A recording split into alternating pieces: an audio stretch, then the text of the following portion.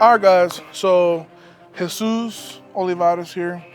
Pablo Olivares. Yes, guys. So I'm a 3-time IPF world champion, and we're here at Super Training Gym in Sacramento, California. Just got done talking to Mark for a little bit, shooting a couple of clips and stuff. But today we are going to break down how to squat by yours truly, guys.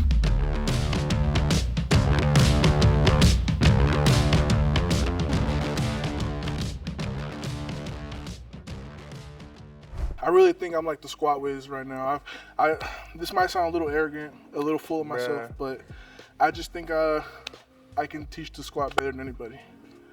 So, how we like to teach the squat, guys, is I like to think of it as a 3-point lift, right? The first point is going to be the point of contact where the bar is actually on your back, whether that be high bar, mid bar, low bar, anything in between, just whatever you guys feel the most comfortable with or the strongest. The second one is going to be your midsection, right? So a big misconception with a lot of people is when they think brace, they think abs, but in reality, your entire midsection also consists of like your lower rectors, whatever these things are called, obliques, the whole thing, whatever's in your midsection, that's your core. That's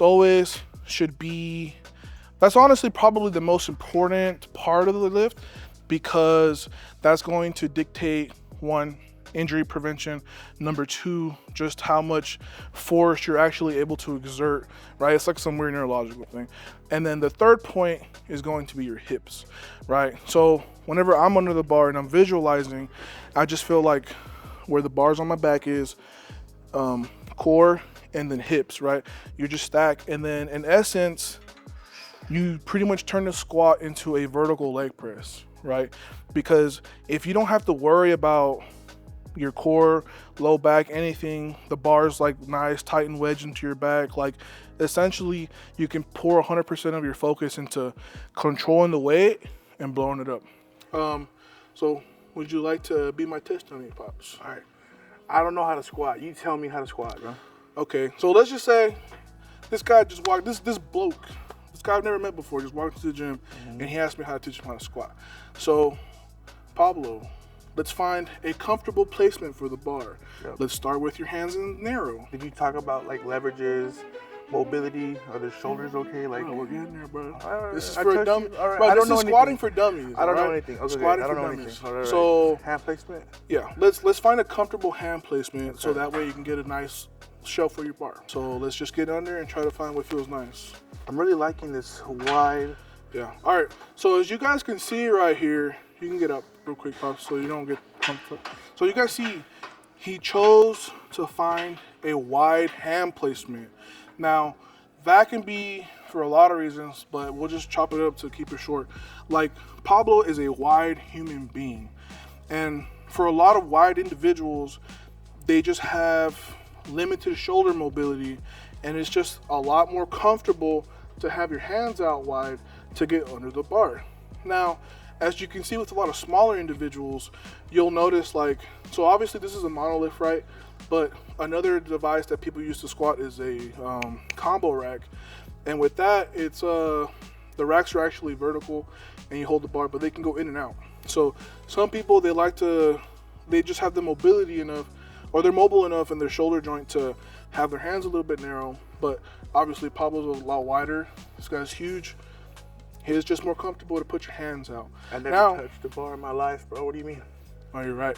Scratch that. Anyways, so Pablo actually used to start by squatting with a more narrow hand placement, but then as we noticed, a bunch of little things that were being affected by it, we just ended up deciding to go out wider because it set him up in a much better position. So we're going to be saying the word position a lot because that's really what a lot of this comes down to. Sorry, Pops, you want to get back under the bar? Yeah. Are we doing full rep, coach? For sure, brother. All right. I've never done a mono lift before. Oh, shit. All right. So right here, first point of contact. As you guys can see, he's wedging himself under the bar, trying to find the shelf, tightening these back muscles, which is like the traps, I think rhomboids right here too. And what you want to do this for is because the shelf is probably the second most important part of the squat. So core is going to protect you and it's going to set you up for success. This is literally where the bar is being held. If this is dog doo-doo and it's not secure, like you're setting yourself up for failure. So, all right, Pops. All right. So he's wedging himself under nice and tight, squeezing, building that shelf to rest the bar. All right, so point one secured, right? Now, as you guys can see, he's focusing his breathing and he's working on securing the core, right? So part one done. Part two, this is where you stabilize and you hinge or whatever you do in preparation to open the hips and descend into the hole. So our pop squat. And the third part, the hips, right? Or you can rack it, Pops. Oh, thanks, Coach. Hey, bro, that was a good rep, bro. That was a well-executed squat. He managed to put his hands in a position where he could find the most comfortable and optimal bar placement, right, to secure point one of the squat. Number two, when he walked it out, well, actually, you kind of engage your core a little bit when you like unrack, but once you settle, you breathe, right? That's why you see a lot of guys kind of like they start breathing a little bit heavier when they walk it out or they put the rack inside on the monolift because they're feeling their core like expand. And then once you brace into your belt or beltless, that's when you hinge, and that's when you incorporate that third part of the squat, the hips. And then in essence, like you're literally, like I was saying at the beginning of the video, like you're turning it into a vertical leg press, right? You take care of these steps in preparation for the main event, which is a squat. And that's just like, for me personally and my brother, you know, it's just this when working best for us. Like these are literally the fundamentals that we rely on religiously, man. Like if we're having a bad day, if squats aren't feeling good, remember those three things. Like set up your shelf, focus on your breathing, expand your core, make sure you're nice and tight, you're building that internal pressure, and then make sure your hips are staying underneath you, because that's one of the more common cues or misgrooves that a lot of people mess up on. Is like, so I guess now this is where we incorporate like fade, like I guess you could say course 2, right? So I like to think of it as like once you get those three things in order, you always want to keep your chest to hip ratio 1-to-1. Yeah, 1-to-1. And what I mean by that is you just want to finish the rep how you start. So for a lot of people who low bar, they have a greater hinge at the hip, right? So it's like you don't want to start hinged out like this, and then when you hit the hole, you just kind of like your chest comes back. Like, no, you don't want to, like you want to stay controlled, nice and tight, and keep your chest and your hips under you exactly where they were where you start. Like that's the whole point of being a leg press. Like once you have any movement or misgrooves at this part of the squat on the ascent or descent, like you're in bad territory. Like that's a scary place to be, especially when you're loading up anything over 90-95%, like bad place to be. So there's a bunch of different ways you can say that, but for me, I just like saying like squat ratio. I mean, chest to hip ratio 1-to-1. Like just whether you're high bar or whatever, like whatever position you are when you're about to squat, like finish in that position. Try to fight to keep that chest nice and tight, you know, your glutes under you. Like you don't want your glutes to shoot out or shoot in front. Like that's going to be your main driver through the squat out of the hole. So all of these things that we're talking about, right? They're little variables you can manipulate to find the most optimal squat position. You don't have to squat like your favorite lifter. You don't have to squat like the strongest guy. You don't have to squat like the best squatter. You want to find what feels best for you. And honestly, the best way to doing that is like when you have RP 6 single or easy day, you can start off by trying to find, okay, like what hand placement feels the best. And you always want to make these changes in the smallest increments possible. The worst thing you can do is literally like go from high bar squatting. Like you've been high bar squatting for years and then all of a sudden, like, you want to do freaking wide hand placement, French low bar. No, like it's gonna feel weird. You're gonna get a bunch of aches and pains. Worst case scenario, like you're gonna get hurt. So start off small, like maybe do mid bar for a little bit. You might end up liking mid bar more than low bar because it's a lot more sustainable for your elbows, your shoulders, and then it just ends up, you don't always have to go to the opposite extreme of things. You can just little changes here and there, and then maybe over time you end up squatting wide French low bar.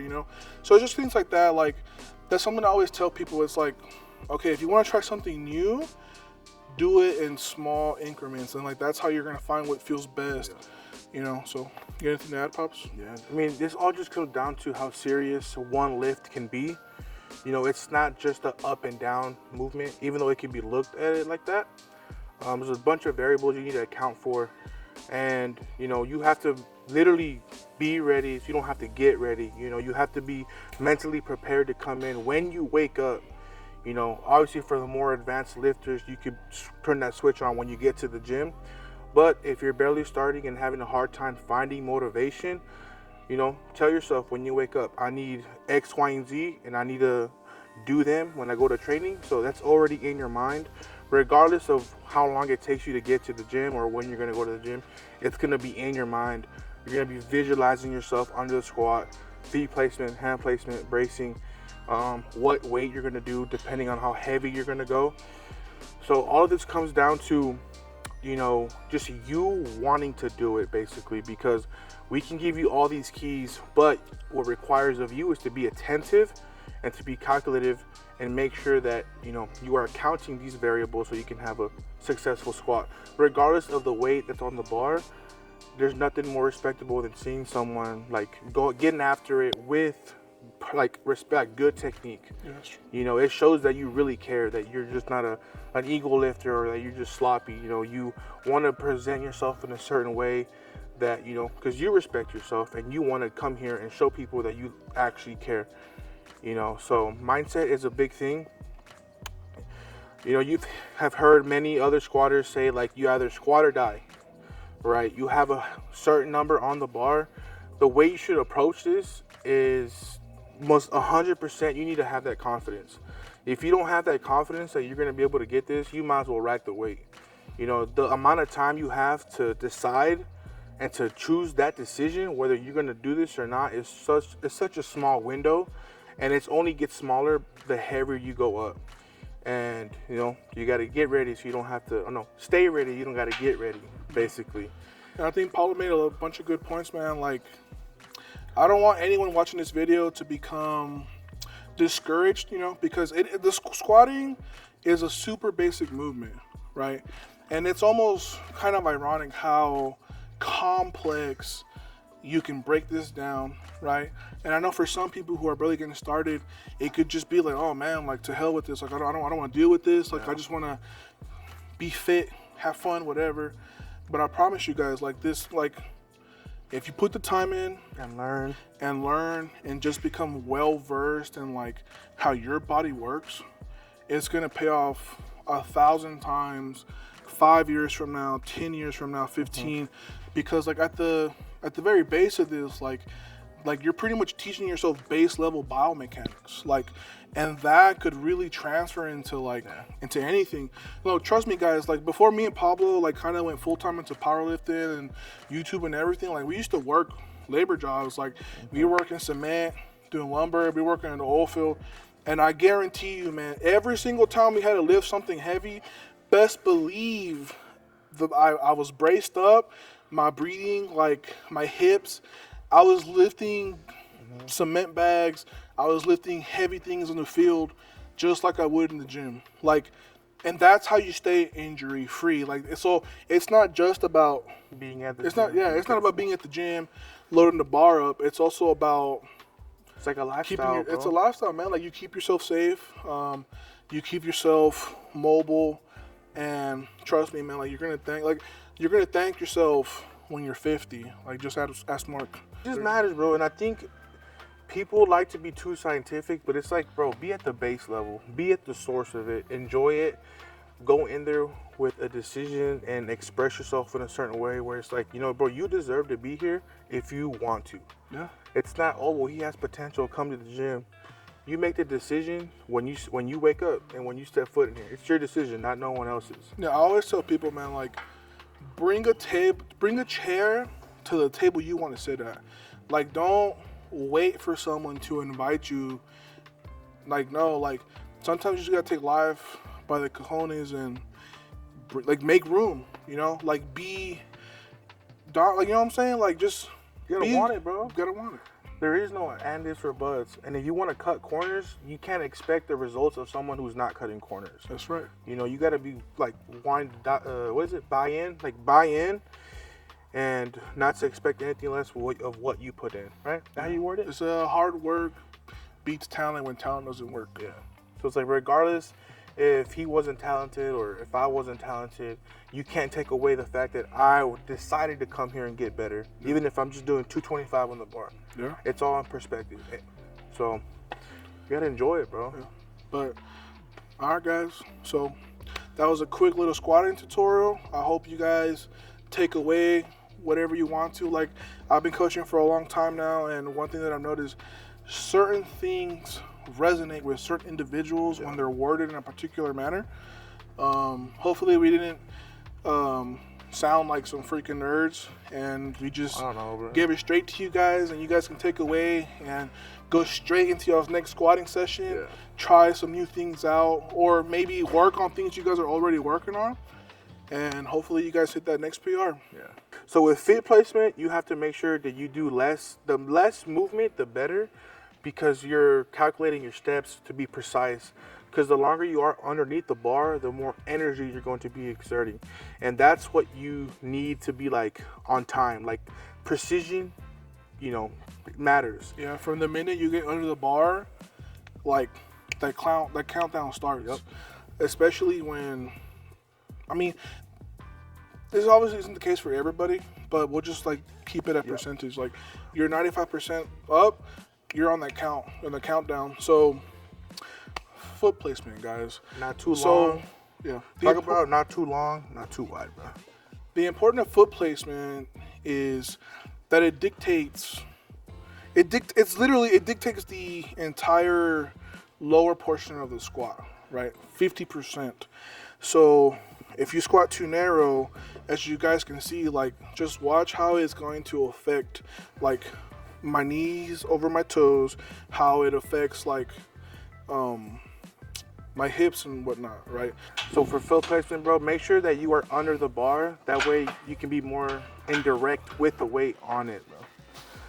So what you want to do, number one thing, do not step too far back. The longer your step, the more what is it? The more amount of, I don't want to talk too scientific. It's just more problems happen if you take too long, right? You have weight on your back, and you don't want to take that long step for any sort of take that balance out of the equation, right? You need to be as intact as possible. The more structure, the better the foundation, right? And the same thing with how wide your step is, right? Obviously, some people have different leverages for that lower portion of their body. You want to find something that suits you. The more direct you are underneath the bar, the better. You want to go up, Jay? Right, the more stable you're going to be. Would you agree? Right, I told you I was taking my brain off, bro. Bro, you're the coach, bro. You're coach, bro. Would you agree or not agree? The entire time I was under the bar, I was just like, fuck, my elbows hurt. Yeah, I'm telling you, bro. 225 feels heavy today. But it all in perspective, guys. The more calculative you are with your foot placement, the better you'll be off. You don't want any extra movement. Imagine if you had 800 pounds, 900 pounds, and you're taking your time adjusting your feet like this. That's not what you want, right? You need to visualize, even though you may not be in this area, you need to visualize yourself walking to there before you even get off the rack. It's very important that you don't pick your feet up within, like, if you're under the squat already. That's like a no-go. You want to add on that, bro? That's the perfect segue for your turn. So anyways, guys, like I was talking about, so feet placement is going to dictate like how your knees travel, how your hip operates. So you guys just saw me squat with the narrow shoulder width stance. Now I'm gonna get back under the bar and I'm gonna go on a bit more on the wider side, and I want you guys to have a visual example of just how that changes the squat. I'll be your spotter, bro.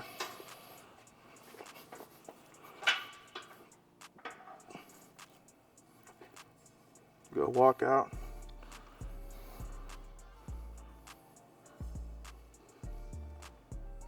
Like, do you guys just see how like different that is? Hold on, brother. Go down. When you're under the bar, man, like you're not thinking about these little things, Bro, and I'll go ahead, bro. Go ahead. That's important, bro. and it is Very and important. I'm so glad that you guys can see and hear me say that, because I can literally squat 800 more pounds than what's on the bar. But when you're under that load, you're not thinking about vocabulary, cues, terminology. And that's why it becomes important. I'm a fat guy breathing right now. But it's like, that's why it becomes important to take the time to break it down and just be a student of the game, because practice makes improvement. Like, perfection is unattainable, but if you can get 1% better, 0.5% better, it stacks up over a period of 4 years. Obviously, with super heavyweights, you're gonna want a more wider stance because you're gonna have your stomach in the way. So like how he said, right, you have your feet outwards. It's just an easier transition going into the hole versus you see like weightlifters, CrossFitters, other individuals in a different sport that squat that are more leaner. They can get away with a much more aesthetic squat, and it helps them in their sport, I guess. It looks cleaner, not gonna lie. Yeah, but I mean, and I'll touch on like the hip mobility stuff, just because like I'm sure you guys have seen it a lot on social media, like internal hip mobility, external hip mobility, and toe angle pretty much addresses that. For some people, by merely putting their toes out a little bit wider, it's gonna open up their hips on the way down, and for some people, it's gonna just feel a lot more comfortable hitting depth, right?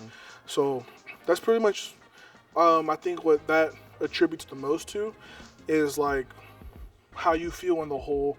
That's probably the most important variable to change by the smallest increment. Like I'm talking like, think finger width, like toe width. Like you don't ever want to just go from like being a freaking 90-degree angle guy or whatever angle this is and then just going out wide. No, like literally like a toe, and then see how that feels. And if it feels better or not much, okay, one more toe. And that's really all it comes down to. It's like change by toes. And I think that's how you're gonna find like the best toe angle for your squat. Small increments. It's good that you touched on that, bro. Yeah. Like, don't change anything so quick in a bigger margin. Take your time, find that perfect spot.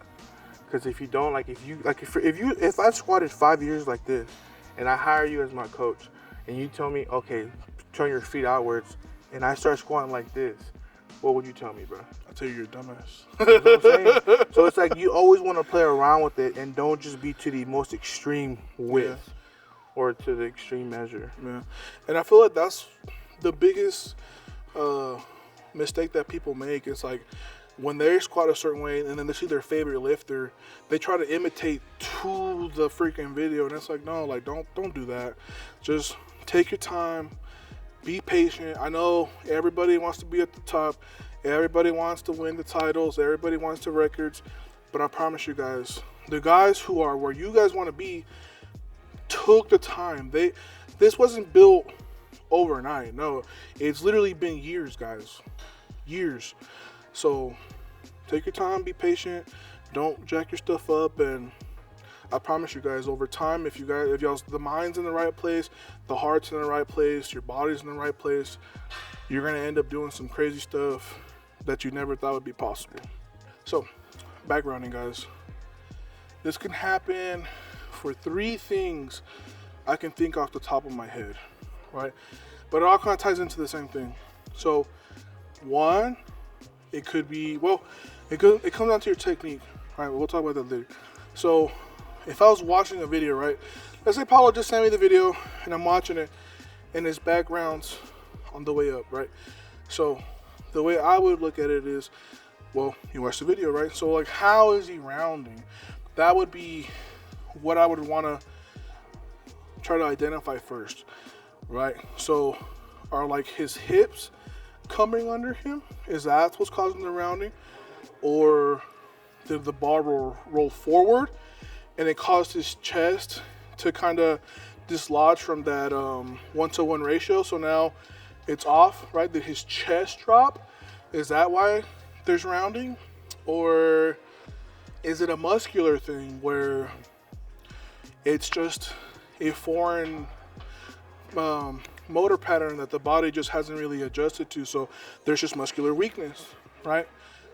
And so let's just, to keep this specific, we'll say the bar rolled, right? Because I think for powerlifters, this is the most common back rounding issue, right?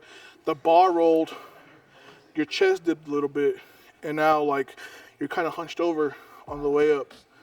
So if we were trying to fix that, well, to begin with, the bar probably rolled because he didn't really set up his shelf properly.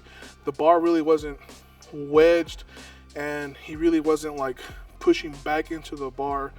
So the thing we would work on is I would be like, hey Pops, like I think this is why the bar is rolling, and I think it's rolling. I mean, this is why your back's rounding, because the bar is rolling, and I think the bar rolled because of this. So how we would fix that is I would tell Pablo to be a little bit more methodical when he's sitting up under the bar, and you do that by just taking your time. Like, don't rush it. Like when you're trying to wedge under the bar, like make sure that you're like pushing against it, because you want to create like as sturdy a surface as sturdy as it possibly can be, right? So it's almost just like you're like shrugging up into the bar and you're just creating a stable surface. Now if he's doing that and the bar still rolled upward or downward, then the next thing could be maybe you chalk up the back, and that's something that I feel like isn't as well known as it should be. So maybe you just need to chalk up your back, and that's going to help keep your so now you have a solid surface. Now you need a dry surface. So like that's just kind of how I would look at that if that's why his back was rolling. Now if it was his hips like kind of ducking underneath or whatever, then I would have to analyze his footwork. Like how do his feet look that is causing his hip or his butt to wink underneath to such a degree that when he's coming out of the hole, like there's back rounding and he's like scooping, right? So how I would address that is I would pretty much tell him to do a variation such like a tempo pause, where you're forced to be in a position where you have to stay tight and in position the entire tempo descent, right? So if you're trying to reinforce positive habits and break down bad habits, slow them down. You slow them down. That's a good point. Just slow it down, literally, because over time you start to build that subconscious rapport with your body of feeling in that position. Like, because I mentioned earlier, whenever Pablo was giving that dialogue, I really couldn't process a dang thing he said, because in my head, when I'm under the bar, I have my subconscious, it's a reflex at this point. I've been doing this for so long, and I think about this so often that it's a reflex. Like, I don't really have to be Einstein under the bar, like, oh, no, like, when I'm under the bar, I stay ready. I don't have to get ready because I'm always ready. So if his hips are ducking, you hit that tempo pause, like you reinforce maintaining that chest to hip ratio 1-to-1. So when you're like coming down, you pause and you fight the urge to scoop underneath, and you keep your butt back, your hips back, knees out. So when you come up, you maintain the integrity. You maintain the integrity of that one-to-one. So that's how I would do those two things. And if it was a muscular issue, then I would. If it's just muscle weakness, then like obviously he's doing way too much weight. So you take a plate off, however much weight you need to reduce the load by, and you slow it down. So that's just kind of how my thought process would work if that was like an issue that we were addressing. So knee valgus, right? A lot of people have this negative connotation with, but honestly, like I feel like if it's not inhibiting you, so a lot of people like to look at someone's technique and they like to criticize and stuff, but you always have to ask yourself and ask the guy you're watching, like, is it inhibiting you in any way, shape, or form? Is there any discomfort, any pain, and like, why do you do it? You know, because like a good friend of mine, Amanda Lawrence, you know, like she gets a lot of flack for this because like her knees kind of come in. Like another really good IPF lifter is Laya Bovul. Like her knees, she squats super narrow, her knees come in, and it's like these women are like at the peak of their weight class. Like they're doing incredible things, and they're always getting something negative just because their knees come in. So it's like I really wouldn't worry too much about it unless it was to an extreme degree where, like I said, it's either causing pain or inhibiting your ability to squat. So let's just say for the sake of this scenario, it's doing both. It's inhibiting your squat and you're getting some sort of pain for it. So you can never really go wrong with like tempo. Like yeah, it's like tempo is like the only, when you slow things down, you feel the areas of which it's lacking. Yeah. Right. So slow it down. Ooh. Take the technique piece by piece. You know what we could talk about? Accessories that help with that, not just a different variation.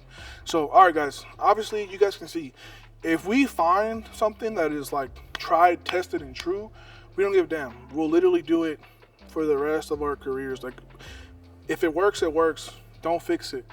But there's also accessories you can do to maybe help it. If it's causing discomfort because of like muscle weakness, then like just look at the area. That's always like the fastest way to kind of figure out what's hurting. Like let's just say you don't have the resources, the financial stability to like go to a doctor or a professional to help you with these things. Like I've been there where I was like broke as hell, had no insurance. My best friend was YouTube. I Google and YouTube to figure out how to fix myself. So I'll try to help you guys out and find a shortcut. Is like, to begin with, where exactly does it hurt?